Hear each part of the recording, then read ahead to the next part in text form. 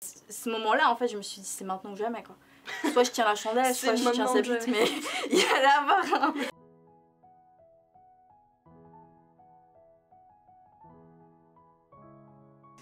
C'est intimidant un peu. Ouais, c'est intimidant. Je suis très intimidée. Ça tourne ou pas déjà? Alors bonjour le cru, on est en Marche Noire, donc Hélène, Quentin et Kenan, et on est acteurs porno amateurs sur Pornhub, et on est en couple tous les trois, en trouble, voilà. En trouble. Exact. Alors première question, présentez-vous un par un votre parcours, origine, etc. Donc je m'appelle Kenan, j'ai la vingtaine, et je suis actrice porno, enfin amatrice porno depuis maintenant 3 ans et surtout depuis 1 an. C'est Quentin, le mec de l'équipe, et ouais, j'étais rédacteur freelance auparavant, et le porno est vraiment tombé dessus comme ça, Ouais. Mais bon, on aura le temps d'en parler. Et donc moi c'est Hélène, pareil, rien qui prédestinait à se retrouver dans la pornographie ni quoi que ce soit, moi j'ai fait une école de commerce et tout ça avant, et voilà, on a commencé tous les trois ensemble à se retrouver dans la pornographie un peu par hasard, on va en parler là. Comment vous êtes-vous rencontrés et comment cette idée de troupe vous est venue à l'esprit? Dylan Mae. Ouais, j'espère qu'on n'a pas écorché ton nom. On s'est rencontrés le plus normalement du monde en fait. C'est-à-dire que moi, à la base, du coup, je vivais à Bruxelles. Je cherchais à continuer mes études sur Paris, donc j'ai cherché une coloc. Et je suis tombée sur Hélène. Voilà, qui moi j'étais déjà à Paris, je travaillais, j'étais en stage je crois. Donc à la base en fait on s'est rencontrés d'abord Kenan et moi, Ouais. et ensuite on cherchait un autre colocataire. Et c'est là que je tombe sur une annonce sur internet, ouais, genre, il y a 2 filles en coloc et tout, mais j'ai pas fait exprès. Hein. Le scénar de porn quoi. Non mais à la limite en dessous il y avait 2 mecs, j'aurais pu prendre ça là, mais bon, tu vois, c'est voilà. Et voilà, donc c'était une coloc normale, on était juste, on s'entendait juste super bien en fait. Et puis il y a eu un soir quoi. Ouais, il y a eu un soir, en fait, ouais, il y a eu un soir. En fait, il y a eu un soir, ouais. Ça a commencé, c'était moi et Hélène. Ouais. Elle est venue tailler une pipe, quoi, tout simplement. Voilà, ouais. Sous les... en fait, mais genre, en ça, fait, elle est venue discrètement sous les... Non, mais elle est venue discrètement sous les draps, puis on était dans un appart de 30 mètres carrés, en fait. Ah oui, et genre, les lits étaient côte à côte. C'est quasiment le même lit. En fait, il y a Kenan qui était là à côté, dans sa tête, elle devait... Non, mais en fait, elle devait suer là, elle devait... Non, mais en fait, ce qu'il y a, c'est que là, ça faisait quoi? Ça faisait 1 mois qu'on vivait ensemble. Ce moment-là, en fait, je me suis dit, c'est maintenant ou jamais, quoi.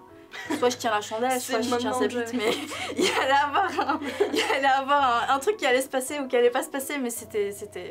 Enfin, ouais. Voilà. Et elle a rejoint sous les draps. Au final, c'est passé, quoi. Déjà, le lendemain matin, au petit-déj, déjà, il y avait une ambiance un peu chelou, mais bon... Tout a suivi son cours normalement, mais il a continué à avoir des plans comme ça, des fois en solo, des fois à plusieurs, de plus en plus à plusieurs en fait, de plus en plus à 3, c'est devenu même un... En fait, on a découvert qu'on adorait ça en fait. Ouais, ouais. Et franchement, on voit un peu ça comme un coup de chance, tout ce qui nous arrivait, un peu le destin entre guillemets, parce qu'en fait on s'est retrouvé des affinités communes tout de suite, on s'entendait super bien, et en fait tout s'est fait naturellement comme un couple normal au final. Exactement. En fait l'idée de troupe, si je peux reprendre le terme, c'est qu'elle est venue à la toute fin. Enfin, l'idée de se dire, on se met cette étiquette-là, oui, voilà. Parce qu'on n'a jamais aimé se mettre d'étiquette, etc. C'est comme si on était en couple-troupe depuis le début, mais juste au bout de 2-3 ans, tu te dis, bon, ce serait bien de définir. En fait, c'est vraiment comme les couples qui se basent sur l'amitié, quoi, qui mettent du temps avant de se conscientiser eux-mêmes et de se... Voilà. Nous, ça prend du temps avant qu'on dise, ok, on est un couple, qu'on s'avoue nos sentiments, que ça s'installe et tout. Et je pense que c'est les troupes les plus solides. Les couples les plus solides, donc les troupes les plus solides. Je pense qu'on fera partie aussi de... Voilà. Enfin... Je sais, tous les couples disent ça, mais on espère, hein, tu vois. Ouais. Vas-y, tu fais que je fasse pas le putain de boomer, là. Gauthier Bonhomme, c'est quoi leur chaîne sur les sites pour adultes? C'est pour un pote. Okay. Bah, en fait, c'est écrit sur mon t-shirt. Donc tu dirais à ton pote de taper partout sur internet, en Marche Noire. Et ouais, on est sur Pornhub, nous, en fait, surtout. On est surtout sur Pornhub. C'est grâce à ça qu'on a été surtout connus, je pense, Pornhub. Après, on est aussi sur Chaturbate. Alors, pour ceux qui connaissent pas Chaturbate... C'est un peu le Twitch du porno, en fait. Ouais, en fait, c'est un site sur lequel, en gros, tu baises, quoi. Et tu fais du sexe en live devant des gens. Et genre, ils te typent pour ça, en fait. En fait, c'est comme Twitch. C'est vraiment comme Twitch, mais la version cul, quoi, en gros. Et donc, ouais, on est un peu partout sur... donc, ouais, on marche le nord partout. Instagram, Twitter, Reddit, Twitch, sur les Chaturbate. Ouais, et on peut pas s'empêcher de se diversifier. Donc, voilà, et à Twitch, je sais pas quoi, il y a vraiment... on part un peu dans tous les sens, quoi, mais tu tapes sur le fameux site... En Marche Noire, ouais. Sur Google. Ouais. Google est ton Voilà. Il y a Chloé Vanmo qui demande « Qu'est-ce qui vous a poussé à faire des vidéos pour les sites pour adultes? Qu'est-ce que cela vous apporte individuellement et dans votre troupe ?» En fait, on se filmait pour nous. Ouais. Et après, on est même allé s'exhiber sur des sites genre Chatroulette, vous connaissez C'est 3 personnes qui font ça, c'est assez étrange, tu vois. On s'est dit, est-ce qu'il n'existe pas un truc pour ça en fait? Puis là, il y a Chaturbate qui débarque.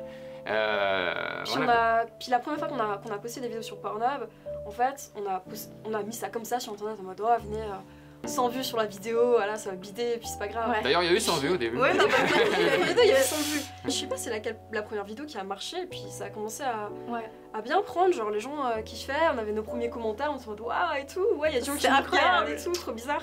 On a continué à publier des vidéos et tout a commencé à grossir un peu naturellement. C'est vrai qu'en fait tu fais tout pour le fun en fait, sans t'attendre à ce que ça blow up, à ce que ça explose. Non, c'est vrai, que ce soit le porno, la cam. On a beaucoup de chance là-dessus. Ouais, pour le coup on l'a vraiment fait que pour le fun. D'ailleurs au début quand on faisait nos lives, enfin je sais pas, on faisait des lives de 6 heures qui avaient aucun sens mais... Alors, on a même fait un live de 24 heures une fois. Ouais, on a fait un live de 24 heures. Mais c'est la cam. Non mais c'était un défi, Et Hélène et moi on a fait les poussis, on a arrêté. C'est moi qui ai continué, j'ai pris la relève pendant 10 heures je crois.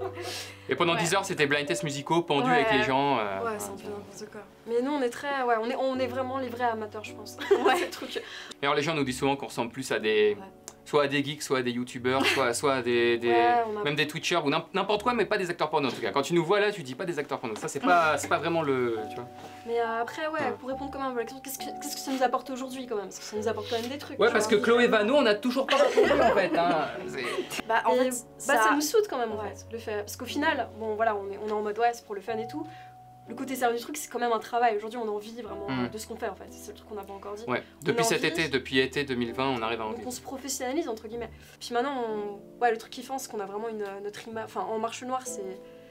Enfin, c'est kiffant d'avoir un truc qui nous représente tous les trois en fait. Nous, tu nous dis en marche noire, tu nous montres rien que la police, on kiffe. On est fiers quoi. C'est vraiment. C'est pas juste on est en couple à trois, tu vois. On est en marche noire. C'est une entité, tu vois. C'est voilà. Pourquoi en marche noire?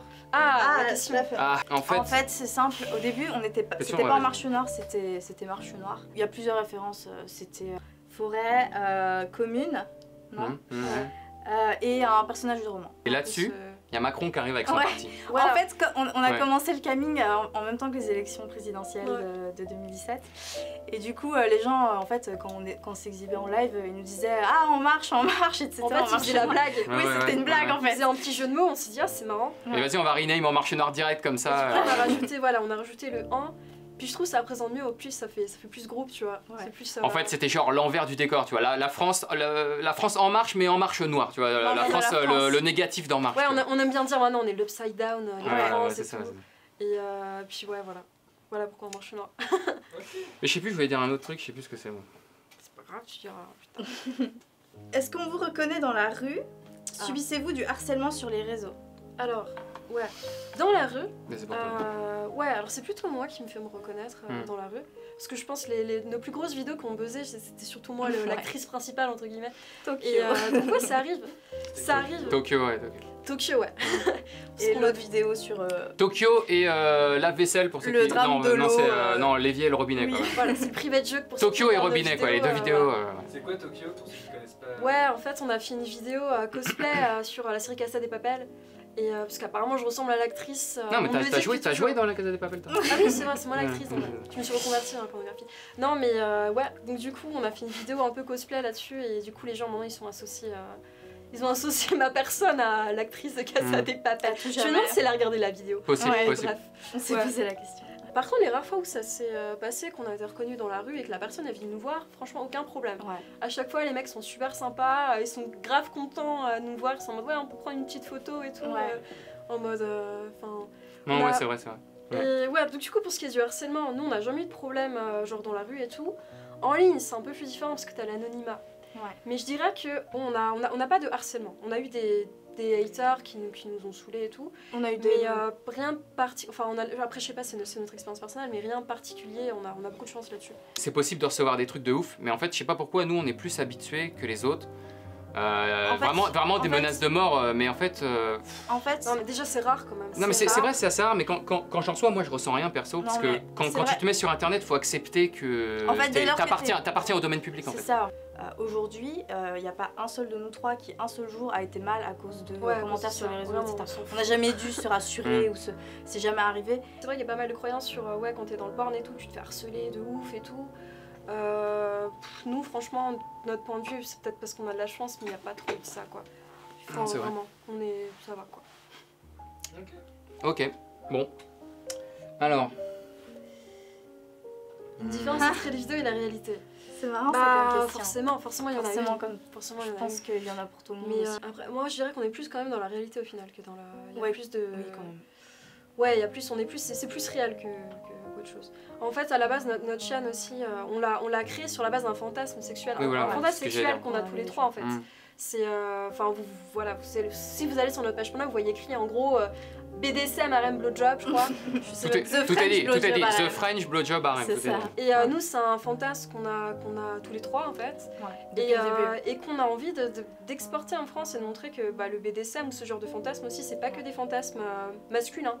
C'est un truc qu'on a. Et le harem en particulier, parce que si on prend le harem de l'époque, je veux dire, c'était pas un fantasme de femme, c'était clairement l'homme et c'est tout. Ouais, c'était un peu glauque et tout, tu vois.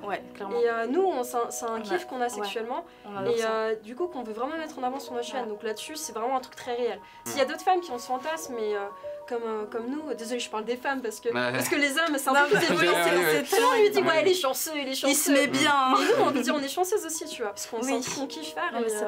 Donc voilà. Souvent, elle m'a dit que ça la frustrait que les gens, les mecs et les gens, mais même les autres meufs, tout le monde en fait pense que c'est moi derrière la chaîne en marche noire, principalement. Moi qui décide. Peu importe, c'est tout le temps, quasiment, tout le monde pense que c'est lui derrière. C'est Quentin, le cerveau, genre.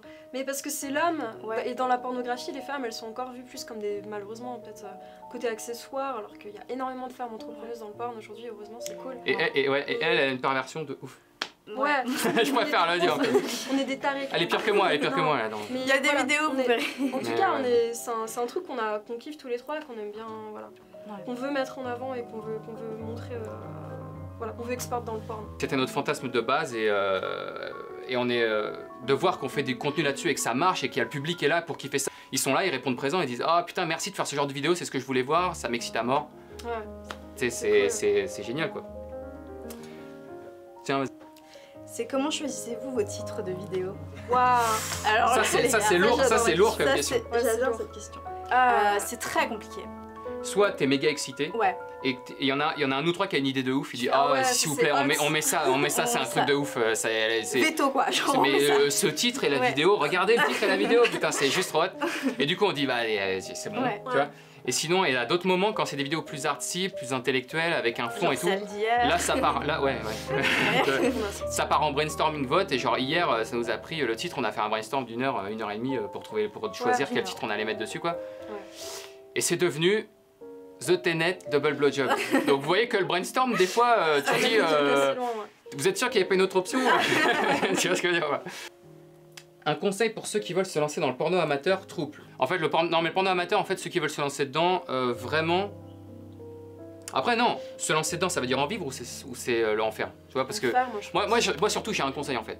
Une fois que vous vous mettez sur internet, c'est irréversible. C'est trop tard pour faire demi-tour. C'est ce que tout le monde dit. Il faut vraiment y réfléchir. C'est un peu un discours de daron. Nous, ouais. De dire faut se préparer, mais faut vraiment se préparer. Mais c'est vrai qu'on a un parcours inverse, c'est-à-dire qu'il y en a qui commencent par le porn et puis qui prennent leur taf, etc.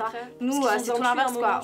On a commencé par une vie normale, classique, pour aller dans le porno et pour en vivre, quoi. Le porno amateur, c'est génial pour la liberté que ça apporte, quoi. Si tu fais des trucs que les gens kiffent, ils vont te donner autant d'amour que si tu faisais du cinéma, quoi. C'est assez hallucinant, mais c'est génial en fait. Alors qu'en fait, bon, tu fais du porno, mais c'est génial. L'amour que donnent les gens, c'est génial. Moi, le porno, je sais qu'il y a beaucoup qui critiquent et tout, le harcèlement et tout, mais concrètement, c'est une vie de rêve. Enfin, jamais on ferait demi-tour en fait. Jamais on ferait demi-tour. Zéro regret. Et alors le trouble, c'est un autre sujet. Mais ceux qui veulent, alors là, il y a marqué se lancer, c'est pareil, tu vois, c'est bon. En fait, c'est un peu comme se dire se mettre en couple. Du coup, c'est compliqué, ça dépend beaucoup des personnes. Il y a des gens déjà qui s'épanouissent seuls aussi. Là, se lancer dans un trouble. Là, ça va prendre 1 heure, mec, si tu veux qu'on réponde à ça. Là, c'est. C'est vrai que nous, déjà, on n'a pas décidé de se lancer dedans. On n'a pas fait de recherche, on n'a pas. Non mais bon, moi j'aurais un truc si tu veux en fait. Mais Enfin, non, vas-y. Non, t'es sûr? Ouais, vas-y, tranquille. Je te donne la parole. Ok, d'accord. Non, mais ouais, donc du coup, c'est quoi? Bah putain. Attends, si, c'est que ouais. En fait, moi, il y a des troubles qui sont assez dangereux. C'est ceux où il y a un couple d'abord et un autre qui se rajoute. Ouais, 2 plus 1 en fait. Voilà, et ça, c'est le trouble polyamoureux. Alors nous, on est un trouble polyamoureux, mais en fait, on s'est direct fondé à 3 dès le départ. Ouais. On a eu beaucoup de chance, en fait. On est tombé sur 2 autres personnes qui ont des fantasmes sexuels, déjà ça, parce qu'il faut bien qu'on soude. Et en fait, c'est comme un couple. Non, mais un couple, ça se fonde toujours sur un premier truc. Nous, ça a été le kink, BDSM et tout ça, d'accord. Et après... 3 putains d'intello, les 3. Ouais, ce qu'il dit par tu vois, non mais voilà. Non, mais ce qu'il veut dire, c'est qu'on aime bien se prendre la tête en fait. Ouais, voilà. On kiffe se prendre la tête entre nous. Enfin, se prendre la tête dans le sens où on aime bien analyser. Voilà, quand il y a un problème, on dit ouais, pourquoi ça marche pas, qui a raison, qui a tort. Tu vois, c'est un peu ça. Qu'est-ce qu'on peut faire pour que ça marche? Non, mais c'est vrai qu'on a chopé tous ces trucs en commun, on les avait en commun quoi. Chacun est conscient des forces et des faiblesses des autres, des amours, des haines, des goûts, de chacun. Enfin, voilà. Et ce qui fait que ça marche bien pour nous, je pense, c'est qu'on a l'ambition personnelle, vraiment, chacun d'entre nous, de faire un truc qui marche et que, en fait, chacune de notre relation soit forte, en fait. Genre, moi, ma relation avec Alan, celle que j'ai avec Quentin, et ensuite notre relation en tous les 3 aussi, de créer un truc là-dessus. Et c'est vraiment une ambition personnelle qu'on a. Genre, c'est pas, on vit à 3 comme ça, on laisse les trucs se faire. C'est à notre quotidien, en fait, quand il y a des problèmes ou si on se prend la tête entre nous, on essaie vraiment de résoudre. Enfin, nous, la communication, je crois que c'est un truc qu'on laisse pas, c'est vraiment à la 100%. Mais en tout cas, ce qui est sûr, c'est qu'il faut vraiment accepter qu'il y ait une dynamique tout le temps, quoi. Enfin, je veux dire, il n'y a pas un moment où je prends pas en compte elle et lui, enfin, voilà. Ouais, c'est... Ouais. Voilà, on continue ou parce que là, c'est... Comment avez-vous annoncé à vos proches votre situation trouble porno amateur et comment ont-ils réagi? Alors, on a eu des situations différentes chacun d'entre nous. Genre, moi je sais qu'il y a des gens, des membres de ma famille qui sont pas encore au courant du trouble et aussi de mon activité parce que malheureusement, en fait c'est du cas par cas, tu vois. Il y a certaines personnes, tu sais que si tu leur dis que tu fais du porn, ça va pas passer et c'est une perte de temps d'essayer de leur expliquer. En fait, ça dépend. Ça dépend des cultures, de l'âge aussi, des générations en fait. Ouais, c'est trop tard en fait. Je pense que c'est juste pas possible. Ils peuvent pas comprendre et ils peuvent juste pas le comprendre et le. Enfin, c'est trop tard. Non, mais ça les ferait souffrir en fait. Pourquoi tu vas expliper à tes parents ou tes grands-parents un truc comme ça? Ça les ferait souffrir. Il vaut mieux qu'ils gardent une image. C'est trop tard pour eux. Ouais, c'est plus. Bah, moi, par exemple, en fait, je suis pas très famille. J'ai les ponts qui sont plus ou moins coupés avec ma famille, sauf mon père. Mon père, il est pas au courant. Je sais qu'un jour, il va le savoir. Il va m'appeler, tu sais, je vais décrocher, je vais dire « Oh mec, tu vois, je suis qu'est-ce que tu veux que je lui dise? C'est moi, tu vois, c'est moi, c'est ce que j'aime, c'est ce que je suis. » À un moment donné, je vais lui dire juste « Désolé, je t'ai caché ça, tu me connaissais pas, maintenant tu le sais, tu me connais mieux. Tant mieux, tu vois, il fallait que ça tombe. Je préfère ça plutôt qu'ils connaissent une illusion de moi. » Si la vérité est trop dure, la vérité est toujours mieux, c'est ça que je veux dire en fait. Si la vérité est trop dure à avaler, c'est la faute de l'autre personne en fait. Après, il y a des gens qui c'est bien, avec qui ça se passe bien aussi, hein, quand tu le dis, je veux dire, c'est pas... Toi, il y a des gens qui sont... Bah moi, il y a mes sœurs, ouais, voilà. en fait. Grande sœur? Ouais, grande sœur. Je suis la plus petite de la famille. Et ça s'est pas si mal passé, tu vois. En fait, non mais c'était juste compliqué parce qu'elles ont pas compris. Elles avaient pas les outils en fait pour comprendre ça. Et je leur ai pas donné ces outils-là non plus. Donc voilà, il y a ce truc-là. Non mais c'est vrai. Non mais c'est vrai. Et du coup, je les ai pas préparés ou j'ai pas... Enfin voilà. Du coup, c'était compliqué. Maintenant, honnêtement, elles ont accepté. Et c'était le porno ou le trouple ou les deux en même temps? Les deux. Ouais, j'ai tout mis d'un coup. Après, c'est surtout le porno, hein, évidemment. Parce que le trouble... Le trouble, à la limite, c'est une relation un peu différente. Mais ça va, le porno c'est autre chose, Mais après, on sait qu'en fait, nous on est plus tourné vers le futur que le passé. Et on sait que c'est un truc qui va être de plus en plus... Donc on accepte un peu le fardeau, le poids que c'est de faire partie des premiers, quoi. Ouais. On sait qu'on est des précurseurs, à la fois dans le porno amateur, parce qu'au final c'est pas hyper développé, jusqu'à présent t'as eu surtout des grosses productions, etc. et le porno amateur et tout. Ça commence quoi. Surtout en France, surtout en France, ouais, parce qu'aux États-Unis c'est différent. Et nous on est vraiment en mode vive la France en plus. C'est ça. Et puis surtout on sait que ouais, on fait partie... Enfin, malgré nous, entre guillemets, mais on est vraiment des représentants du trouble aujourd'hui, qui est un truc qui n'est pas développé. Donc on sait qu'on est au début d'un truc, aux prémices d'un truc, que ça valait que dans notre sens, entre guillemets, au niveau de l'acceptation par rapport aux gens, la société et tout ça. Pas dans notre sens, en fait, donc bon. C'est vrai. Mais voilà, en fait, pour revenir à ce qu'on disait tout à l'heure, quand tu fais du porn et tout, il faut vraiment être prêt quand même. Parce que tout le monde n'est pas prêt à ce que t'en fasses, donc sois prêt aux gens qui ne sont pas prêts, entre guillemets. On a eu de la chance parce que là, on est en 2020 et on on est à la bonne époque, quoi, je veux dire. Parce que là, on a les plateformes pour faire ce qu'on fait. On a l'argent qui suit aussi. Si tu te lances dans l'amateur il y a 15 ans, je pense que voilà, c'était mort, quoi. Donc, on a eu de la chance. On est fiers de ça aussi. On tombe à pic, en fait, on tombe à pic. C'est ça. Je retire du coup vite fait là? Ouais, y'a pas de soucis, il fait chaud, hein. Si vous voulez boire un petit peu de Je veux bien un peu de l'eau, moi. Alors, gagnez-vous votre vie avec les vidéos amateurs? De cool couille. Ouais, couille, super pseudo. Nice. Du coup, donc nous c'est très récent qu'on vive vraiment dans Marche-Loire, on est très fiers de ça, d'avoir réussi ça enfin. Mais ouais, on en vit depuis pas longtemps. Aujourd'hui, étonnamment, puisqu'on est surtout sur Pornhub et tout, mais c'est pas Pornhub qui nous rapporte le plus, c'est plus OnlyFans. Pour ceux qui connaissent, je pense, vous en avez entendu pas mal parler, il y a eu pas mal de trucs sur OnlyFans, sur Twitter, partout. Donc c'est surtout grâce à OnlyFans, parce que c'est très... c'est un peu à la mode, nouveau. Mais en gros, c'est elle qui gagne le plus, quoi, c'est ça, c'est vrai. C'est vrai que c'est son OnlyFans qui gagne. En vrai, nous, on a des revenus un peu partout. On a OnlyFans, on a Chaturbate aussi, dont on a parlé. Pornhub, Twitch, pas trop. On aimerait bien avoir un peu plus sur Twitch, mais c'est compliqué. Et on a surtout de l'argent un peu partout, mais c'est surtout grâce à OnlyFans aujourd'hui. OnlyFans, Pornhub, Chaturbate, le classement. Ouais, Chaturbate, peut-être même avant Chaturbate, Pornhub, ouais. Alors, comment faites-vous pour trouver des partenaires dans vos vidéos? Alors en fait, dans nos vidéos, il y a un peu de tout, entre guillemets. De tout dans le sens où on a à la fois d'autres actrices porno, comme nous, qui sont dans le milieu, avec qui on a fait des collaborations. Et donc comme ça, on sait juste... c'est le taf, quoi. T'envoies un message et tu dis « Ah, est-ce que tu veux faire une collab sur notre chaîne ?» Après, on a aussi eu des fans, en fait. Donc c'est des filles qui sont tombées sur le concept de notre chaîne. Et qui kiffent ça, ouais. Et qui kiffent ça. Mais des filles normales, quoi, enfin juste... Ouais, des filles comme ça, et qui ont un kiff de, tenter une vidéo, juste faire une vidéo et s'exhiber sur internet, quoi. Donc ça les filles qui veulent tester notre king sexuel, quoi. Et il y a tout, en fait. Il y a un peu de tout. Nos toutes premières vidéos, c'était plus en mode... on faisait des plans à plusieurs et on mettait les vidéos comme ça, et tout le monde était ok pour la mettre, et on la mettait. Mais là, c'est vrai que y a un peu de tout, quoi. Donc voilà. Donc si jamais il y a des filles aussi qui veulent tourner avec nous, nous on est complètement... Tourner ou pas, hein, venir aussi juste, juste pour le fun, juste pour s'amuser, c'est possible. Voilà. Val Perret, j'espère que j'ai pas écorché.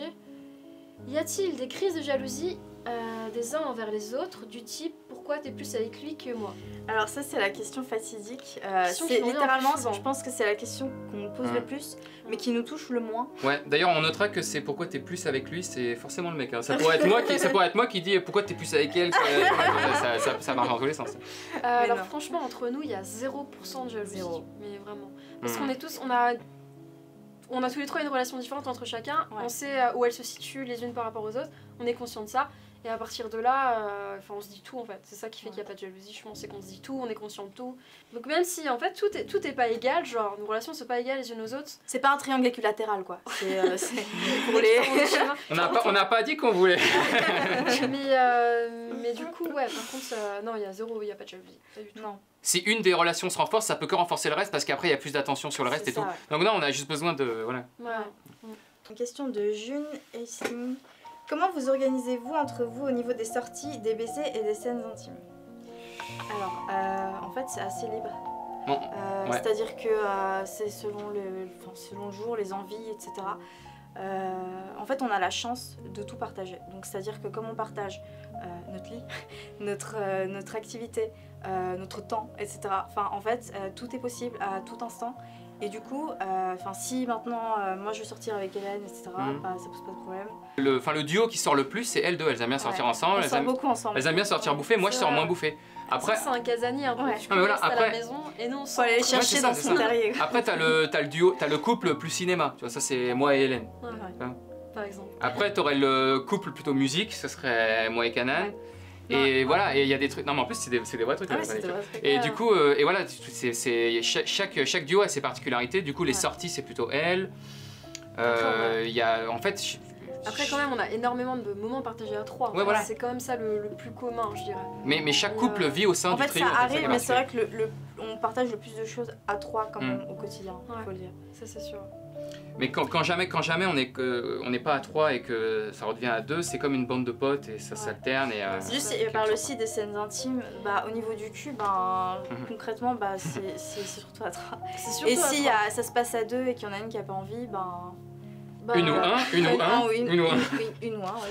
Qui a l'autre. C'est ce qui arrive le moins, faut leur bail en moins gros. souvent. Mais Franchement, elle est là plantée comme un picard. Bail quoi. J'attends. Non, c'est un peu ça. Non mais c'est vrai, ça peut être vu quand on a un inconvénient un peu parce qu'on a. Enfin surtout que nous on est un peu dans un appart, il y a une pièce, tu vois, ouvert et tout. Mais donc voilà. Donc en fait, ouais. On n'a pas trop d'intimité, presque. Non, mais on n'a pas de problème, de besoin d'intimité. On est tellement proches les uns des autres que moi, je ressens plus le besoin de solitude. Surtout quand tu as été dans ta vie longtemps, seul et tout, à pas être en couple, justement, dans le célibat. Moi, j'ai été longtemps. Et du coup, voilà, maintenant que tu es à 3, en fait, je sais pas, je ressens pas le besoin de retourner en arrière. En fait, dans notre appart, on a un grand lit, c'est un king size. Il est presque carré et il peut supporter 5 personnes et tout. Donc, voilà, donc pour tourner, prêt, le lit. Non, pour tourner, s'il y a des filles qui veulent venir et tout, ça passe. Et à côté, on l'a bien choisi, tu vois. C'est un outil de travail. On a pris le truc grand. Non, de travail et de passion. Et à côté de ça, on a un autre lit pour celui ou celle qui veut s'isoler, tu vois. Qui a pas envie de dormir avec les autres, qui a envie d'être tranquille. Dormir seul. Et le plus souvent, c'est moi d'ailleurs. C'est plutôt moi parce que j'aime pas trop dormir avec d'autres personnes. Enfin, j'aime moins que les filles. Et donc, ça arrive souvent qu'elles dorment toutes les deux ensemble et moi de côté, ou sinon c'est tous les trois ensemble. Ouais, c'est assez libre. Okay. Mais on a prévu le coup quoi. Au cas où quelqu'un veut s'isoler, il peut quoi. Vas-y. Comment réglez-vous vos conflits? Ce qui est bien d'être à 3, c'est comme c'est un chiffre irrégulier. Il y a, voilà, tu vois, il y a toujours une personne qui peut balancer le truc et qui peut dire, voilà, il y a toujours un arbitre, il y a toujours une personne qui peut balancer et qui peut aller dans le camp de l'un ou de l'autre. Comment ça se résout à 3 en fait. Non, c'est en mode réfléchi parce qu'on est des réfléchis. Surtout, juste là, la question c'est comment, mais surtout on les règle les conflits, vraiment. Je veux dire, on va pas laisser un conflit pas réglé surtout, parce que sinon ça crée un abcès et on sait que ça va. En fait, les abcès ça fait que grossir. En fait. Donc faut vraiment, on sait que quand il y a un problème, il faut le régler à la racine quoi. Et quand on le fait pas, en plus, ça se répercute sur la relation des trois, sur le groupe. Parce qu'en fait, surtout s'il y a 2 personnes qui sont pas bien, la troisième sera pas bien. Donc en fait, on est toujours obligé et de se descendre et de se monter et de se monter. Il peut pas y avoir une personne éjectée. Les deux autres ont beaucoup de mal à vivre ensemble s'il y a une personne à côté qui est éjectée, genre qui a trop déconné ou qui se sent coupable ou qui va mal. Non, c'est compliqué. Non, on reste ensemble quoi. Personne à la mer quoi. C'est clair. Ah non, mais c'est clair, on est hyper soudés, je pense. C'est vrai que soudés. C'est un des adjectifs qui nous définit le plus. Quoi. Alors, Camilla BMB. Camilla BMB, ouais. Ressentez-vous... Oula, la question qui fâche, tu sais. Ressentez-vous plus de sentiments envers une des 2 personnes ou ressentez-vous les mêmes sentiments pour chaque? Il y en a qui cherchent la merde en fait. Ça, c'est intéressant ça. Non, honnêtement, nos relations sont pas les mêmes. Donc on n'a pas le même niveau de sentiments ou pas forcément exactement les mêmes sentiments une personne envers les autres. C'est vraiment différent. Après c'est normal, enfin je veux dire c'est les relations humaines. T'as pas les mêmes relations avec tes potes, t'as pas les mêmes relations avec avec tes crushs, je sais pas. Là l'amour c'est un truc sacré et qui se contrôle pas en fait. Donc on peut même tu vois tu fais un trouble, ils sont soudés, solides, puissants et tout, y a pas de problème, mais l'amour c'est un truc ça va au-delà de ça en fait. Mais par contre ça fait partie de l'ambition dont on parlait avant, c'est-à-dire que dans notre rêve en fait, dans notre vision du trouble tel qu'on l'imagine idéalisé, ce qu'on a eu, on s'idéalise nous-mêmes, on aimerait que on imagine un trouble idéal en fait, on imagine un truc parfaitement égal. Et je dirais même qu'avec le temps ça a tendance à s'égaliser. Et là face à la caméra on peut te dire ça à toi parce que entre nous on s'est déjà dit plein de fois en fait. On est au courant en fait que l'amour est pas égal et il y a pas de souci. C'est pas un tabou, voilà tu vois. Donc voilà. Strange Girl Potato. Bien le pseudo. Nice pseudo. Envisagez-vous une relation à 3 sur le long terme, vieillir ensemble, peut-être fonder une famille? Ah oui, ça c'est... Alors oui, complètement. Oui. Ça c'est une question très intéressante. En fait, c'est vraiment l'ambition qu'on a. On sait on fait partie des très rares représentants du trouble et on a vraiment envie de voir jusqu'où ça peut aller comme ça. On a l'impression d'être un peu, d'être dans une expérience, un truc qui a pas trop. On est un peu des scientifiques, Au quotidien, on a notre petite blouse là. Notre appart, c'est appart, studio, labo. Les enfants, on se l'est déjà demandé. Sujet, et ça, c'est un gros sujet. C'est compliqué. C'est dur de se projeter là-dessus. Ouais, voilà, on se demande si c'est viable, si ça peut être une cellule viable. Est-ce que l'humanité va évoluer au point qu'un jour les troubles, ça pourra former la nouvelle cellule, ou est-ce que pourra se marier en troupe, ou est-ce que c'est un truc qui voilà. Mais c'est compliqué. On se projette, on vit à 3, quand t'expliques ça à tes enfants, tu vois, c'est vraiment compliqué. Après, il y a un truc que je me dis, c'est que, si dès la naissance, t'expliques, en plus, on expliquera tout quoi. Enfin, je pense que tu peux vraiment grandir en étant sain, etc. Et qu'il n'y aurait pas de problème pour l'enfant. Mais si on a des enfants, en fait, il va vivre un peu comme nous on vit déjà, c'est-à-dire avec la conscience, les explications, les brainstorming. Enfin, c'est un enfant, on va tout lui expliquer quoi. Il n'y aura pas de, pas de zone d'ombre. Mais voilà, c'est pas notre style dès le départ, il n'y aura pas de tabou, il n'y aura pas de trucs et tout. Mais bon, voilà. Parce que c'est un schéma qui. Enfin, nous, en tout cas, je sais qu'on respecte le schéma du couple. On fait pas partie de ceux qui disent ouais, c'est un truc has-been, ça va mourir. Je pense que ça mourra. Pour qu'une société fonctionne, ça reste le schéma classique de base, le plus simple, je dirais. Classique, je sais pas, mais il va pas disparaître quoi. Non, mais je pense que ça reste un des trucs les plus simples qui fait que naturellement, la société, elle est vers ça jusqu'à présent pendant quand même des millénaires, tu vois. Je pense que ça va rester là et que c'est un noyau qui est un peu essentiel pour qu'une société fonctionne bien. Mais le trouble, le trouble va en avoir de plus en plus. Et comme tu le dis, sans doute que c'est viable. En fait, c'est plus compliqué. Tout comme... C'est viable aussi, mais ça fait de la diversité, ça fait de la variété humaine et c'est jamais quelque chose qu'il faut museler quoi en fait. Mais tout comme le trouble est plus compliqué qu'un couple, je pense qu'avoir des enfants lorsque tu es en couple à 3 est d'autant plus compliqué que lorsque... Parce que encore les relations de l'enfant avec chacune des 3 personnes, puis on vivra au quotidien ensemble, j'imagine.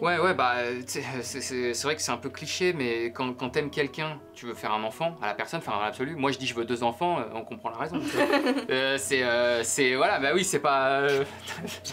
non mais c'est vrai, c'est pour ça. Donc voilà, un enfant avec chacune, mais du coup. C'est-à-dire que l'autre personne aurait serait une marraine ou une tante ou un délire comme ça. Forcément, ça ressemblera à ça. C'est un noyau familial vraiment particulier, mais ouais, c'est clair. Mais du coup, vieillir ensemble, oui. Je ne vois pas nous séparer. Ça, c'est. Non, mais vraiment, c'est quasiment impossible. C'est quasiment impossible. Trop de vécu ensemble. Oui, voilà, c'est trop. Il y a juste trop là. Par contre, l'étiquette du trouble, après, tout peut changer, tu vois, mais voilà. Parce qu'on ne veut pas faire les. Même sans compter le vécu, c'est juste qu'on partage trop. Enfin, ce serait étrange parce qu'en fait, on se connaît tellement, on se dirait mais pourquoi... Enfin, je sais même pas. C'est impossible de s'éliminer de la vie. On peut plus imaginer notre vie autrement. Alors... Quel avenir pour En Marche Nord? La question mythique. En Marche Nord, c'est l'avenir, mec. Quel avenir pour En Marche Nord? Concrètement, c'est ce qu'on fait aujourd'hui. En plus gros. Voilà. Devenir plus gros, démocratiser plus nos trucs, faire plus de rencontres, plus de featuring, ramener plus de...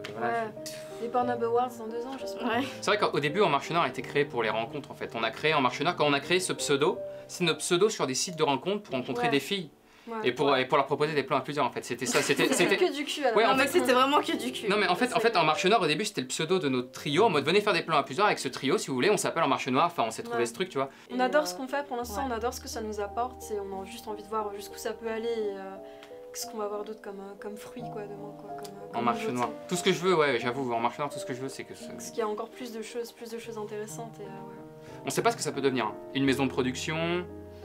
On a pensé à ça. Une maison de production pour adultes, ça peut devenir une chaîne, une marque. Déjà, on a des projets en cours, on vous dit pas. Mais voilà. Non, mais c'est comme une bulle qui grossit et qui chope des nouveaux trucs sans arrêt. C'est un agrégat, tu vois. Et tout ce qu'on peut en faire, on le fait en fait, c'est tout. Voilà.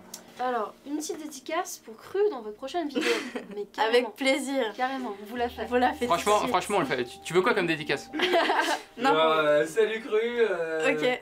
On comprend. Cru, ou alors allez voir la chaîne YouTube Cru. Ok, on fait un truc. Ciao. Merci, salut, bisous.